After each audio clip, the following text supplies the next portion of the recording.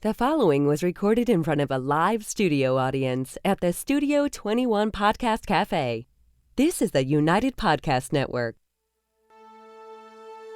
Welcome to the raw and uncensored Ambitchious podcast. I'm your host, the original HBIC, Katie Boyd.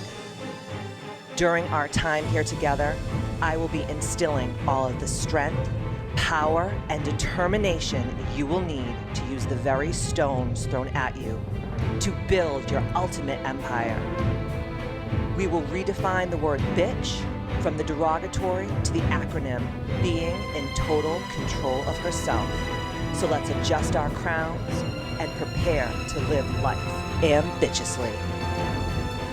Oh yeah, here I am, the original HBIC, Katie motherfucking Boyd. That was for you, Mike Boyd, because I know that you love when I say motherfucker. I love you, Dad. Today's episode is actually a twofer. It's a two-part series, and it's on the top 10 most important aspects of having an awesome business where you are financially abundant and, more importantly, happy AF. Do you know what AF means, Matt? As, you know, you should. Oh, Lord. As you should. Okay, jokey. Well, as you guys can see, I have... I know what AF is, you know. A fart? Yes, a fart. Happy as a fart. A fart in the wind. Yes, those are not happy farts. A brisk day. Yes, this is my co-host, my wingman, and my pretty amazing business partner, friend, if I do say so myself here. My main squeeze, Matt Babon. Give it up for him. Thank you. This is my Nicole Kidman clap. It's a good one. I know. I love Nicole Kidman. Before we start, I want to read the iTunes review of the week, and it comes from Posey V. She says, if you think or say fuck a lot while also trying to grow spiritually, Katie's word will sing to you as she does to me. What I love most about her lessons is that despite being extremely successful, she admits to still having her bad days, still going through it, and reminding us all that we are here to do this together. Love this woman and her message. Thank you, Posey V. Posey V, please email me at themisfitclub@gmail.com to receive a $100 gift certificate to use towards anything KBMFC related. And if you're new here to Ambitchious, welcome. I wanted to catch you all up on what the Ambitchious movement is all about. I like to call them my 6 life makers or breakers, and here they are. Number 1, wealth, abundance, and money mindset. Number 2, health, nutrition, and overall wellness. Number 3, feelings, emotions, and fierce boundaries. 4, relationships, the good, the bad, and the toxic. 5, your environment. Are you Pinterest perfect, or are you an episode of Hoarders, and why, and what to do about it? And my favorite, last but not least, number 6, non-negotiable spiritual practices. Soul sisters and brothers, the only way that the Ambitchious movement is going to rise is if you can do me a really big favor. It's not really a fucking big favor, but I just say that because I try to be nice, but I'm really not nice. This is my only ask of you. If you feel like you're receiving some serious value and entertainment from the Ambitchious podcast, I have no sponsored ads on here. I'm footing the bill, if you know what I mean. That being said, please take a moment today to give Ambitchious a 5-star review. Share it on your Insta stories. Text the link to a friend who may be in dire need of this information so that they can start to change their lives, or maybe they need a good chuckle. Share our video from YouTube or Facebook. Tag me when you do it so I can give you some serious love. But remember, as I've warned you from the Ambitchious episode numero 1, if you take shit personal, or if you don't like what I have to say, or if I gave your boyfriend a hand job in 11th grade and you're still holding that shit over my fucking head. Jesus. I never did that. I'm totally making this up. The Ambitchious podcast is not for you. If you feel the need to be a hater or give it a bad review, you have been warned. So I think it's the right time for you to go into a dark room, light a candle, put on a little Chris de Burgh, and go fuck yourself. Do you guys know who that is? Lady in Red. Oh, that's my jam. And if you love me and have already given me a 5-star review, I thank you from the bottom of my little black heart. So just so you guys know, tomorrow night, if you're around, we're having a goddess gathering from 7 to 9 p.m. at Katie Boyd's Misfit Club, 1 Wynn Avenue in Hudson, New Hampshire. The theme of the night is all about women empowering women, food, drinks, a little yum yums, a little sip, and some great chats with some girl on girl networking. Does that sound kind of dirty? It's like Girls Gone Wild. Jesus. I know nothing of that. Come on down, 7 to 9, and then next Wednesday, the 24th, 6:30 to 8:30, I'm going to be having sound healing. The full moon that night will be in the first degree of Taurus, and this moon will be bringing about unexpected changes. And they're going to be unexpected changes that will actually turn into opportunities. And my soul sisters, Kristen and Jill, on the 20th from 11:30 to 1:30, am I right on the time? 11:30 to 1:30 at KBMC are going to be doing an amazing vision board class. It's going to be called Daydreaming with a Purpose. It's going to be awesome. I'm going to be taking it because I need to learn some things from these girls because they are awesome vision board makers. So come out for that. I will link into the show notes how to get in touch with those two chicas. And really, last but not least, the most important thing I have going on in my life, other than making sure that my pubic hair is well manicured, is Kripalu. January 4th, 5th, and 6th, 2019. This shit is going to be lit AF. We're going to be having a spiritual pajama jammy jam.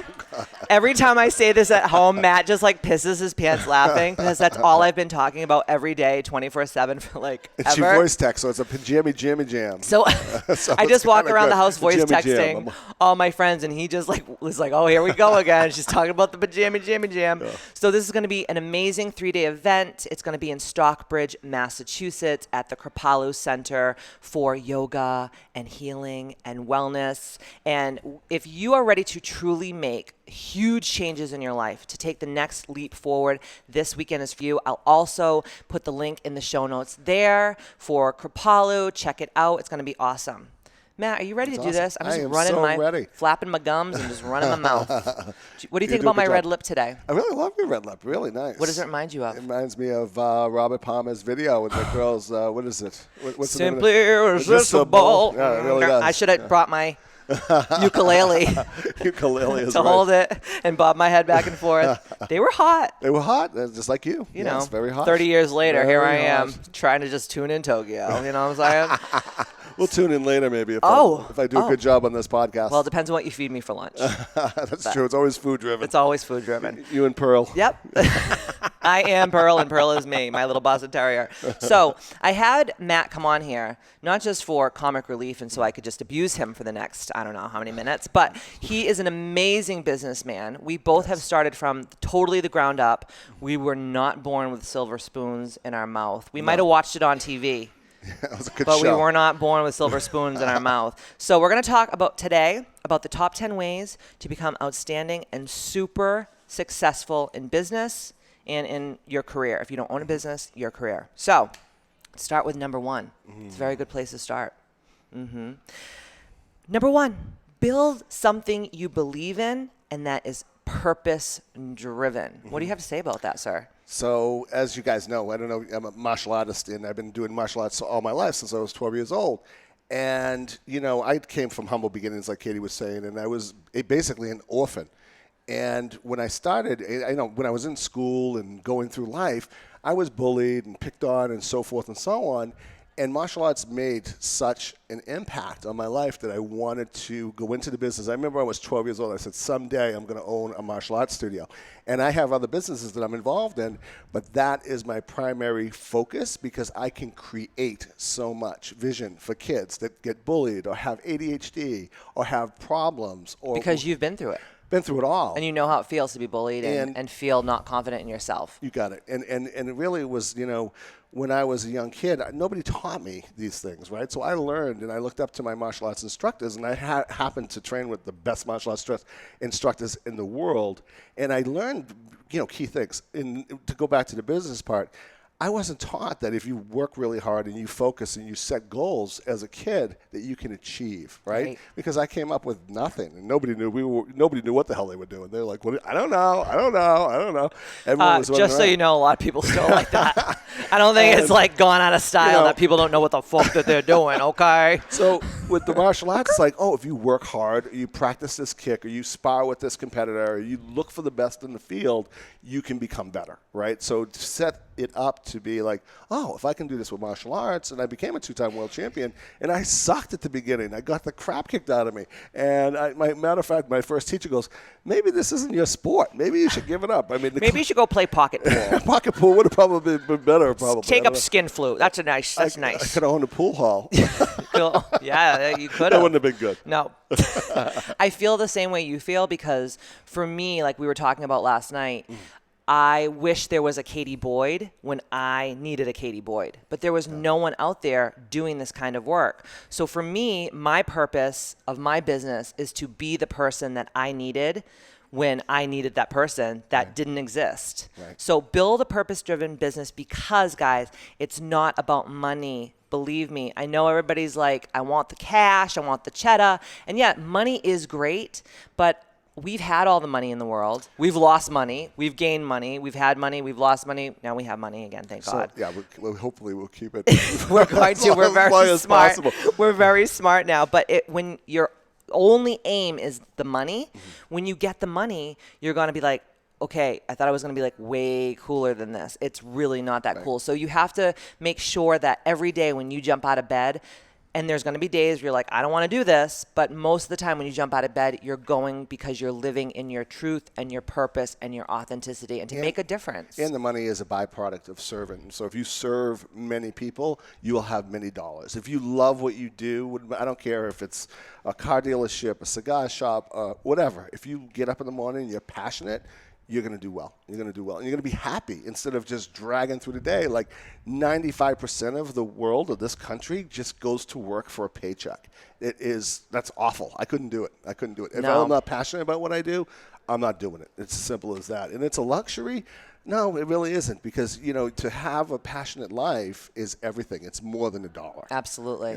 Yeah. I mean, we work all night long. I mean, we do stuff because it's just awesome. Well, we never stop because work is our life, because we're purpose-driven. Right. And sometimes, like, we'll be at dinner and we'll still be talking about work, and one of us will be like, dude, we got to stop this. And then the other person will be like, you know what, though? We're not talking about work like bitching and complaining. We're talking about our dreams and our aspirations and our hopes. It's creating. It's creating. Manifesting. Manifesting, creating, and we both enjoy it. Yeah. And stop calling me a workaholic, because I'm very offended by it. Well, last night I think we got home at like 9:30, 10 o'clock at night, and I was going to have something to drink, adult beverage. I made myself a cocktail. What's new? I'm going to the living room, and I'm like, wipes. I just ate at 10 o'clock at night. We had dinner. Totally normal. And she comes out of the laundry room and just hands me this thing of laundry. I'm like, dude, I'm tapping out. Did you see I poured the drink? I'm done. Put it over. Oh, I didn't know leave that. It in the closet. That was I don't the want trigger. to see it. I know that's it. I go, I'm done. I don't want to talk about anything now. But then you made me listen to Earl Nightingale until like midnight. Well, I just was learning something new. So listen to Earl Nightingale, guys. He's amazing, but like sometimes it's like, okay, enough. I'm tired too. I wasn't drinking. I didn't have the adult beverage like so and so over here. So build a business that you really love. Go to work with a company that you really love, and something that you're proud of. Right? Yeah. You have to feel good about it. Absolutely. That's the number one thing I can take away. All right, we got the point. All right, let's go to number 2. Jeez Louise. Just comes on here and he just thinks he can just take over my limelight. Get out of my way. A Star is Born. Number 2. Do I look like Lady Gaga to you? No, I'm Lady Gaga. Why are you saying that? You are Lady Gaga. No, I'm Barbara Streisand. Yes. I'm Butter. Oh, Butter. Matt has a Prince fetish. of Tides. She's unbelievable. All right, enough Nick Nolte. Okay, ask yourself how you would want to be treated if you were the customer. Put yourself in their shoes. Like, I'm so about giving above and beyond exceptional service. Everything I do, the way that my gym is decorated, the colors, the chandeliers, like how my office is, the coffee, having tea, having parties with food and all these things. I think about, if I were the people that were coming to my company, how would I want to feel when I walked in? How would I want to, like, just everything, right? Mm-hmm. And we were talking the other day that about exceptional service, how it's really hard to find exceptional service in this day and age. Really difficult. It's weird. Like, I don't know, like 5 years ago, I felt it was different. I don't know if it's because the economy has shifted and... No, I think it's always been that way. I think... Really? I feel like I see it more now. I think you're right, yeah. I think, well, we see it more because we've been grappling with some things, service issues that we've been trying to get done. But I think, to really be successful in the business, you have to serve, right? And you don't just do it for a year. You don't just do it for 2 years. You do it for as long as you're in that business, right? Every single day you need to get up and say, how can I serve today? How can I be able to help these people today? How can I help them with this product? How can I enhance their experience? Exactly. Mm-hmm. And it's funny. It's like the opposite now. It's like if you get good service, you're like, oh my God, that was really a good experience. And it should be the norm, right? It's like, oh, okay, I had a landscaper and it's all of a sudden, oh my God, he pulled the weeds. It's like, oh, it was in this friggin' contract. But something, they just... I had like a weed-gasm. I was like, oh my God. I was like, did you notice the weeds are done at the studio or the gym? Or it's like the opposite now. So I would bring my clippers to the gym to fix the landscaping after the landscapers came. I'm like, what do I fucking look like over here? Goddamn Bob Vila? Well, not anymore. We got a great company now. No, now we do, but how long did we not? I mean, we went to France for 3 weeks. We came home and it was like freaking Jumanji. Yeah. It was like Fern Gully, for Christ almighty. I'm serious. But it was funny because we were talking about going out to dinner, and we always go to this place. It's like one of our favorite places in the world. I'm not going to say the names because I don't want to hurt anyone's feelings today. I'm trying to be nice. But we go to this restaurant all the time, and one day we walk in the restaurant, and the vibe was just off. And I was like, all right, whatever. We go and sit down. We ask for a drink. The drink came. It didn't even look like the drink picture on the menu. Oh, it looked horrible. I asked the guy, I said, this comes with a special cherry. The guy brings me a cherry like 25 minutes later. It looked like a fucking craisin. I'm like, what the hell is this shit, right? It was a shit show. Then he comes over to me and starts trying to sell me the African lobster tails, like with his hands all over the fucking place, like he's trying to sell me a used car. And I was just I was going to start looking for the cups. What's underneath the cup? Yes. I was like, bro, I've eaten here a few times. Like, you don't have to sell me the African lobster tails like they've been on the menu since like 1992. I don't understand why you're trying to push this on me. And I just looked at Matt and I was like, you know what? I didn't work so hard to spend all this money on a dinner that I'm not going to enjoy. Right. And I just said, I'm fucking out of here. And I just got up. Mm-hmm. I went out to the sidewalk. The manager comes chasing me out. Oh my God, Katie, come sit down. We'll pay for your whole dinner. I'm like, bro, this is not the point. The service should have been on point as soon as you walked in the door. It should have been an experience. Oh. It's a beautiful night out with my husband. We don't get many nights like that. The funniest part of the story is the maitre d' who sat us at the table. Oh, right? Lurch? A Lurch who brought us over. He was literally Lurch. And I could tell they were going through some service issues and so forth. And he brought us over to the table. Well, I was waiting while the general manager went out to talk to you. He comes up to me, and I just saw this guy, like 5 minutes ago. And he goes, oh, are you the Miller party? And I go, no, I'm leaving. And this is why I'm leaving. And we don't blend. I'm not the friggin' Miller party. Right? Like, we're not like little people. Like, we're big energy, big personalities. So if you don't know that you just sat our fucking asses down 5 minutes ago, that's probably a problem. Thank God he's not in the FBI. Yeah. Some of those people are in our FBI. This is the problem. What does he look like? Who? What? So pretty much, guys, give exceptional service and don't stop until the job is done. Don't stop till you get what's enough. the song? Don't stop till you get enough. Okay. Ooh. We know you love that song because I have to fucking hear it every day in yoga when you're warming the kids up. Oh, my Lord. Number 3, culture is everything. Create a tribe, a community, and sooner or later, you will not even have to market yourself. All those people who love you with all their hearts will just do it for you. So true. So true. I really pride myself on creating true community with KBMFC. We have goddess gatherings. We celebrate each other's birthdays. We celebrate each other's wins. And I feel like when you go to like a gym, and my company's really not a gym by any means, but when you go to a gym, you go there to get your workout on, get a nutrition plan if you're lucky, and then you go home and you go about your business. But truly, it's a sisterhood. It's a real community, and people feel like they're bigger. They're part of something bigger than just themselves. In every business, if you're going to survive and thrive right now, you have to have that community. You have to be able to have people come for a purpose. And the reason is people are really needing that connection. Because think about it, right? You get in your car, it's a box. You go to your cubicle, it's another box.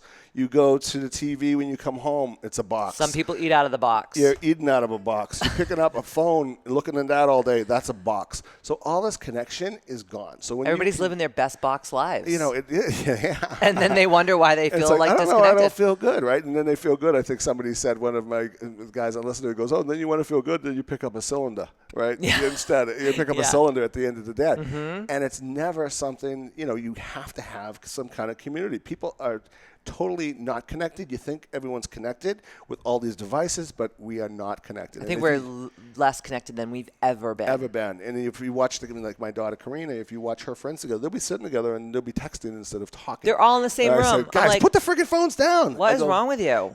We're lacking that, the connection. If you can fill that in a business, in a career, and a company, you have a company that's going to last. You will be a rich bitch. And, you could easily email or FaceTime somebody, but people still get in planes. If it's a big deal and you're doing business with Japan, you're getting in the plane, you're going to sit there, you're going to shake that man's hand or that woman's hand, and you're going to sign something. You have to feel that energy of people. Absolutely. And that's what you're doing. Totally. Big time. And you do the same? Oh, yeah. You do the same downstairs? Yeah, I do. Good job, Matt. I love my parents. Yeah. Thank you. They love you too. Number 4, surround yourself with other incredible business peers. If you hang out with 5 broke-ass hoes, you're going to be broke. You're going to be the 6th broke-ass hoe. Right? You'll be a broke hoe. Broke. No one wants to be a broke hoe. Broke language, bad money mindset. When people say, the economy is just really bad right now, I'm like, that's funny because my fucking economy is motherfucking amazing. If you can't make it in this economy, you're going to ever make it. No, absolutely. Everything right now is booming, building, selling, real estate. Everything is moving. If you're not on top of the trends of how things change and you can't change with it, then that's a problem, right? You have to be able to stay on the changes. I won't even hang out with people, like, once they start that, like, broke language. Like, I'll be like, I really love you as a person, but this isn't going to work for me. Because for me, I kind of grew up with that. That's how everyone around me spoke. Run like the There's wind. never Run enough. like There's the never wind. enough. There's Run. never enough. And I'm like, really? Because everybody else that I know from school, they're doing just fine, and their parents are killing it. And like, what are we talking about here, right? So for me, as soon as I hear that language, like I'll love you from afar. I'll help you if you need help, but I'm not going to be submersing myself and marinating myself in that negative money mindset juice. And that's just not what I'm about. Right. So right? peer groups are key. And you're my peer group. Oh, you're thanks. my number one peer group. I always bounce things off of you. You're my wife, and you're an unbelievable businesswoman. I'll always bounce something off of you before I do it or think about it or go forward. And I have other business people that I work with, like Cabot and Jeremy. Yes. And I'm very lucky that they've had a lot of experience in business and stuff like that. So if I get stuck, I have people that have more education. How old is Cabot? 75 years old. You never know. He's going to be 75 years old, and he's open in a new business that he just put a ton of money into, and it's going to be magnificent. It just keeps him going, and it keeps him so sharp. Every time I talk to Cabot, because I think he likes to talk to me. Yes, because he gets a kick out of me. And I'll talk to him, about business, and he'll say, I say give it about 5 years. And I'm like, 5 years? But he's 75. He's been in business for so long that he just knows the algorithms and the trends of how long something's going to take. And he always says, good things take time, but bad things can happen overnight. Right? It's so true. And, we think that, oh my goodness, I've been working on this business for 3 months now. Really? 3 months? You having a bank account yet in 3 months? I feel like punching myself in the face right now. Talk to me in 5 years, and if you're breaking even, or if you have payroll, and you make another investment in equipment, it's constantly. So anyone who has a business that's successful, this is my 20-year anniversary of Katie Boyd's Misfit Club. That's awesome. Can you imagine? No. That's why when people are like, thank you. That's why when people are like, oh my God, I've been posting on Instagram for a week. I don't know why I don't have 1 million followers. I'm like, I will fuck you up. I've been doing this shit for 20 years and I'm just getting my feet wet now. Yeah, the success overnight, right? It's like 20 years you weren't watching me, but now I'm successful. Oh my God, give me a fucking break. Now you're paying attention to me. Absolutely. And number 5, get comfortable with being uncomfortable. Every day, you and I have to do wildly uncomfortable things to push the needle forward. We have to be vulnerable. We have to be transparent. We have to go live. We have to speak in front of hundreds, if not thousands of people. And sometimes we have to make really fucking hard decisions. Agreed? Yeah, big time. Yeah. And it's funny because you remember the story when I was in college at Northeastern University. It was like I took a speech class. And we went around the room, and it was probably about how many people? Probably about 150 kids in the speech class. And everyone had to stand up, tell them what you did, who you are, what your major is. They were coming around to me. I was like, I'm fucking out of here. So I got out of there. I was like totally. He dropped the class. I dropped it that day. I go, I'm never speaking in front of people. I'm going to do these things. Now all I do is speak in front of hundreds of doctors, kids, and families, and it's kind of crazy. But you have to put yourself out there every single day if you're going to be in business. You can't be fearful of getting out there and telling them what you're going to do and how you're going to serve. Absolutely. Yeah. Absolutely. No, and you've done a good job. 20 years. Good. God, I need a friggin' Xanax. That's a lot to take in. So next week we're going to be talking about our next 5. I'm back again. So stay tuned. Thank you so much for being crusaders of the Ambitchious movement. And like I always say, see you next Tuesday. Ow!